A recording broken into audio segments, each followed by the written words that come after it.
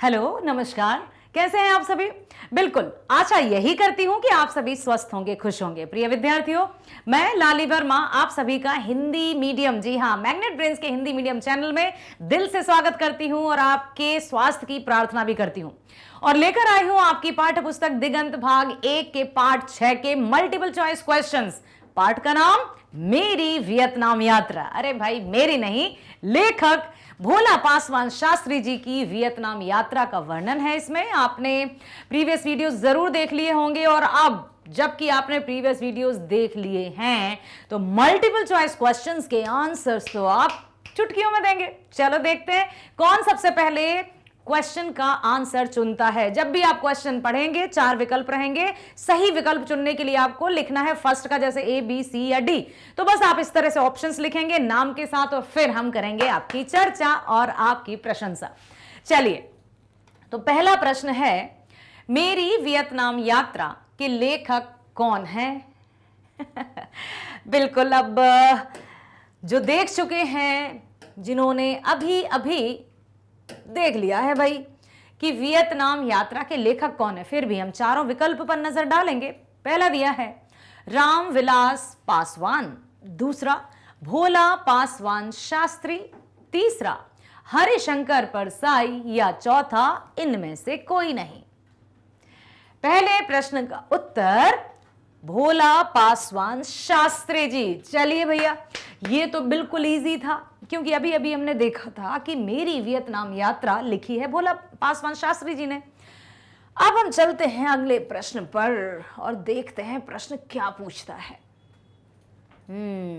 अब हुई थोड़ी अच्छी बात। अब इस प्रश्न का उत्तर जो भी देगा सच में वो काबिले तारीफ बच्चा होने वाला है, होगा कहने वाला कि मेरी वियतनाम यात्रा क्या है।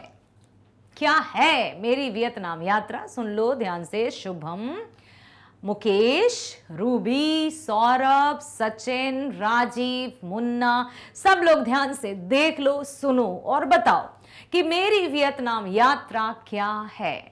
पहला विकल्प दिया है संस्मरण, दूसरा निबंध, तीसरा यात्रा वृतांत या चौथा रेखा चित्र। थोड़ा सा मैं आपको बता दूं कि संस्मरण किसे कहते हैं, निबंध किसे कहते हैं, यात्रा वृतांत या रेखा चित्र किसे कहते हैं। हो सकता है तब आप सही से उत्तर दे सको। तो पहला है संस्मरण। संस्मरण किसे कहते हैं बेटा? ध्यान से सुनो। संस्मरण स्मृतियों पर आधारित रहता है। स्मृतियां मतलब यादें। तो संस्मरण किस पर आधारित रहता है? स्मृतियों पर आधारित। स्मृतियों पर आधारित, ठीक है, आधारित रहता है। और कोई भी संस्मरण महत्वपूर्ण कब होता है? स्मृतियों की विश्वसनीयता संस्मरण को महत्वपूर्ण बनाती है। स्मृतियों की विश्वसनीयता मतलब कि कोई भी जो हमें याद है, विश्वसनीयता,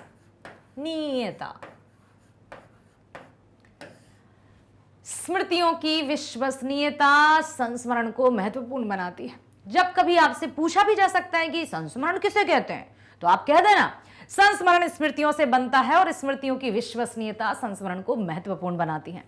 तो क्या मेरी वियतनाम यात्रा कोई संस्मरण है? नहीं। चलो ठीक है, अब हम चलते हैं निबंध की तरफ। तो निबंध क्या है? नी प्लस बंध। नी अर्थात नियम, बंध मतलब बंधा हुआ। तो जो नियमों में बंधा हुआ है, जो भी रचना या लेख, उसको नियम कहेंगे। किसी एक विषय वस्तु पर जो लिखा जाता है उसको निबंध कहते हैं। तो क्या मेरी वियतनाम यात्रा निबंध है? नहीं। ठीक है, तो ना ये है ना ये। अब चलते हैं यात्रा वृतांत की तरफ। यात्रा वृतांत, जब भी कोई रचनाकार कहीं जाते हैं, यात्रा के लिए जाते हैं, यात्रा पर जाते हैं, तो वहां की जानकारी एक लेख के रूप में हम सब के लिए लिखते हैं। तो क्या मेरी वियतनाम यात्रा, लेखक ने अपने कहीं यात्रा, जाने आने की यात्रा का वर्णन किया है?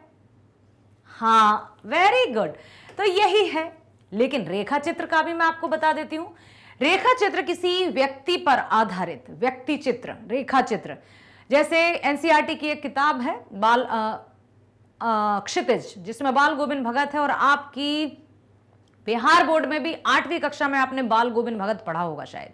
तो जो बाल गोविंद भगत पाठ है, जो राम वृक्ष बेनीपुरी द्वारा लिखा गया है, वो रेखा चित्र है, जिसमें लेखक ने एक व्यक्ति की स्वभाव, उसकी आदतें, उसका व्यक्तित्व सब कुछ वर्णित किया है, तो वो होता है रेखा चित्र। अब मेरी वियतनाम यात्रा क्या है?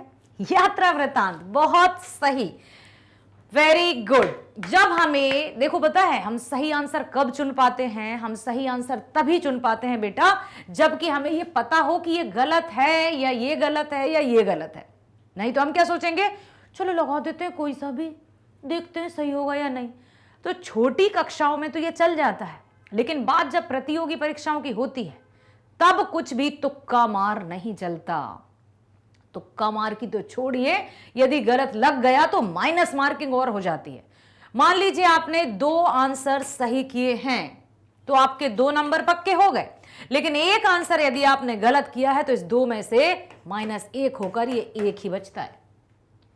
इसलिए आपको कभी भी तुक्का मार नहीं करना है। जहां फुल्ली कॉन्फिडेंट हैं आप, पूरा विश्वास है कि ये उत्तर सही है, तभी उत्तर चुनना है, नहीं तो उसको छोड़ना ही बेस्ट माना जाता है।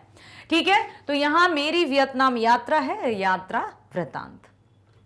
अगला, हो ची मिन कहां के नेता थे? हो ची मिन कहां के नेता थे? हो ची मिन, जो मेरी वियतनाम यात्रा में भोला पासवान शास्त्री जी ने उनका जिक्र किया है और विशेष रूप से उन्हीं पर आधारित ये पाठ है, तो वे कहां के नेता थे? पहला दिया है वियतनाम, दूसरा चीन, तीसरा जापान और चौथा मलेशिया। तो हो ची मिन नेता थे वियतनाम के। बहुत बढ़िया, वेरी गुड। अगला, हुआ सेन। हुआ सेन क्या है बताइए? ये लेखक ने बताया था कि 2 बातें बड़ी प्रसिद्ध हैं। क्या क्या? एक तो हो ची मिन और दूसरा हुआ सेन। अब हमें यह पता लगाना है कि हुआ सेन, हुआ सेन क्या है, क्या अर्थ है इसका? क्या हुआ सेन कोई नदी है? या फिर हुआ सेन कमल का फूल है? या फिर हुआ सेन झरना है या समुद्र है? अब इतना तो तय है चारों विकल्पों को देखकर कि प्रकृति या प्राकृतिक स्रोत ही है, प्रकृति में ही है हुआ सेन। ऐसा लग रहा है नाम हो, जैसे सेन सरनेम होते हैं, ऐसा हुआ सेन कोई नाम हो, बट नाम नहीं है। या तो नदी है या कमल का फूल है या झरना है या समुद्र है। तो जिसने पाठ पढ़ा है, जिसने पहला वीडियो देखा है, प्रश्नोत्तर वाला वीडियो सही से देखा है, तो वहां पर आपको बड़े ध्यानपूर्वक समझ में आ गया होगा कि हुआ सेन का अर्थ है, हाँ, यस, दूसरे का, चौथे का उत्तर है दूसरा, कमल का फूल। जिसने पाठ नहीं पढ़ा, पहला वीडियो नहीं देखा, वो बिल्कुल हुआ सेन का अर्थ नहीं बता सकते। यदि हम पाठ नहीं पढ़ते, पाठ से हम परिचित नहीं होते, तो असंभव, हुआ सेन हम सोचते किसी का नाम है, लेकिन कौन है ये? कमल का फूल। यस, तो लेखक ने ये बताया है कि वियतनाम में 2 ही चीजें बड़ी प्रसिद्ध हैं।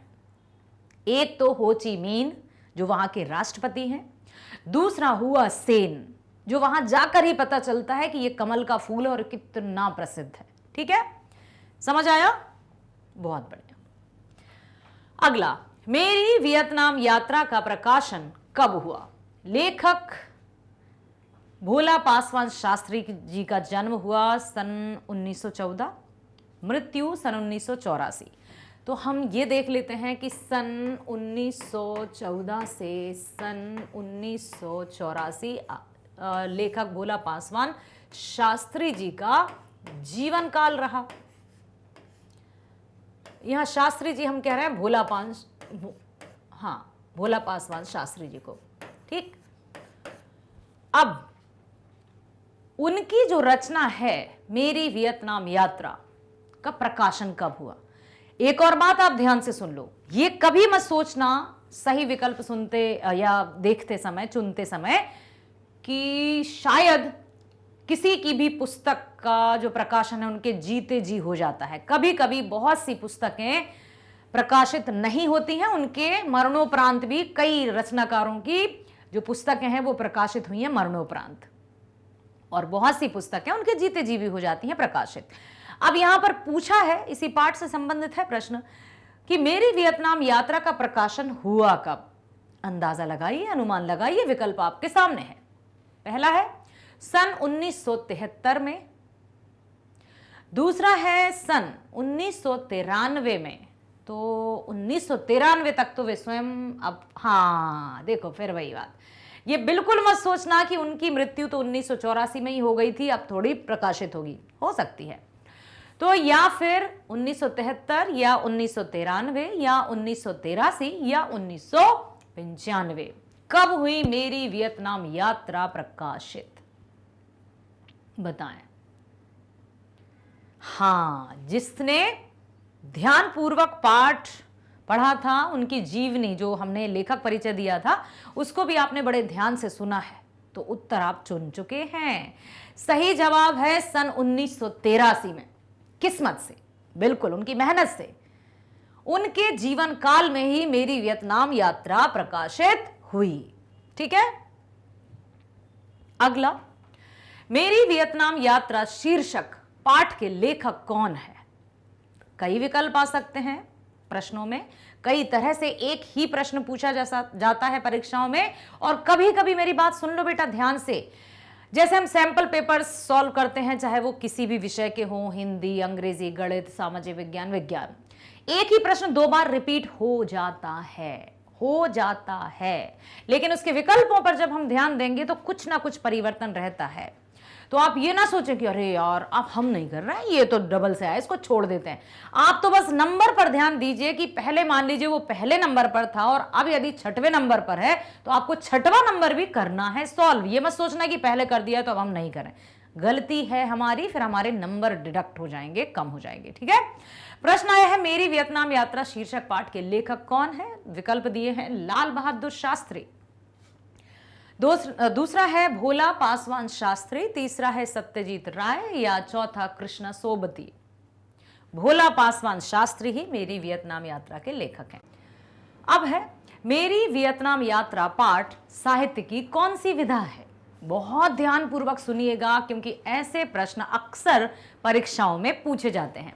मेरी वियतनाम यात्रा पाठ साहित्य की कौन सी विधा है? विकल्प दिए हैं डायरी, दूसरा है निबंध, तीसरा है कहानी, और चौथा है यात्रा वृत्तांत। तो यहां पर आपको विकल्प पर ध्यान दीजिए, डायरी आया है, निबंध आया है, कहानी आया है और यात्रा वृत्तांत। तो मेरी वियतनाम यात्रा पाठ साहित्य की विधा है यात्रा वृत्तांत। लेखक भोला पासवान शास्त्री किस प्रदेश के मुख्यमंत्री थे? भोला पासवान शास्त्री जी किस प्रदेश के मुख्यमंत्री थे, किस राज्य के मुख्यमंत्री थे? बता दो जरा। हाँ, विकल्प दिए हैं, पहला है मध्य प्रदेश, दूसरा बिहार, तीसरा राजस्थान और चौथा उत्तर प्रदेश। अब बताओ क्या है भाई?